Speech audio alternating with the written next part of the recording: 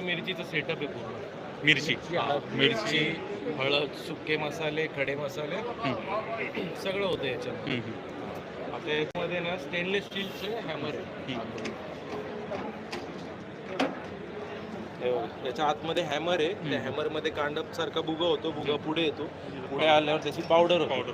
Powder झाल्यावर इथून सगळी ही पावडर आणि हवा या साईडला येते. त्याच्यातली गरम हवा या कपड्यामध्ये गरम हवा जाते. ओके. आणि इथे गोल गोल फिरून मसाला किंवा हळदीची इथे जमा होतं. इथे येऊन फक्त हळद आणि मसाला इथे खाली पडेल. इथे पडल्यावरती त्याचा ठसका बपका होत नाही सायक्लोन. आणि याच्यावरती चाळणी मारून खाली एक फायनल प्रोडक्ट जाड. आणि हे जाड जे आहे ते 9 नंबर वरती राहतं. ओके. हे तुम्ही जाड पाहिजे तर परत रिग्राइंडिंगला टाकू शकता.